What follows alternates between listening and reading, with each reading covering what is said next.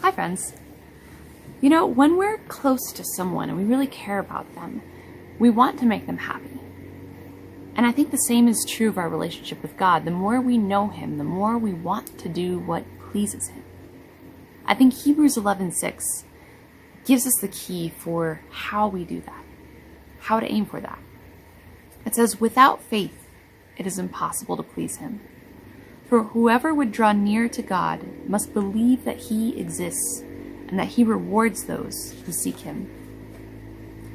It just struck me the other day. God rewards those who seek Him, not those who do good works, not those who work for Him, but those who seek Him for Himself.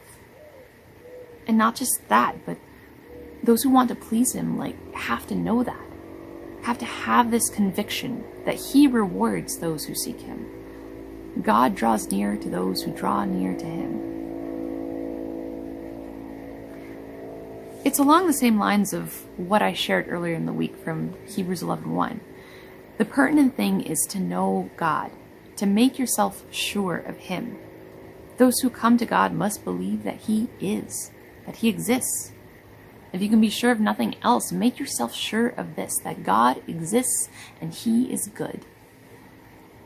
Maybe 8 years ago, I went through a bit of a crisis of faith where I was really questioning everything I believed. I had to get down to the question of, what do I know?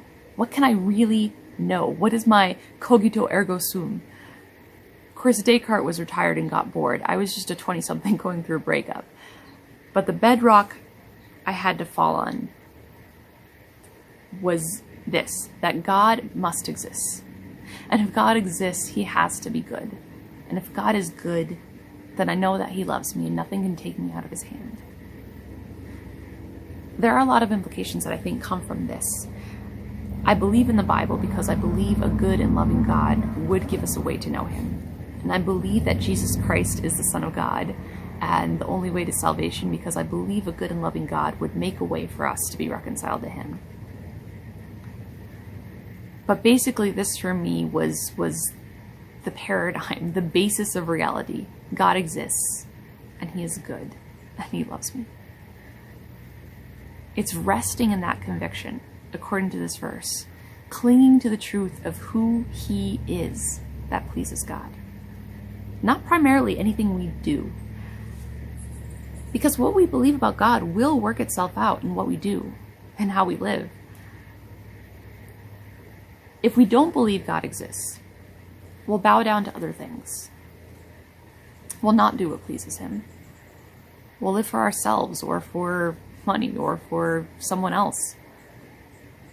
If we do believe that God exists, but believe He doesn't care about us, we might fear Him.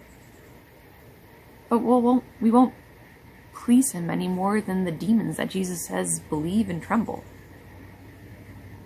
But if we believe that God exists and believe He is good and loving enough toward us to do good to anyone who turns towards Him, He stands ready to welcome us in with open arms, like the father who ran after the prodigal son to embrace him as soon as he saw him coming.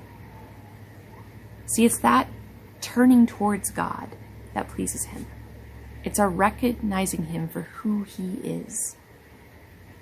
Everyone wants to be fully known and fully loved. I think that's just part of being a person, part of being made in God's image, imago Dei in us, God's personhood reflected in us. Just as we desire to be known, God desires for us to know Him, just as He fully knows us, and to love Him as He perfectly loves us. If we seek Him with the aim of knowing Him, of really knowing who He is, what He's like, and approach Him with the confidence that He welcomes our approach, that is what pleases God. Go in peace, walk in love.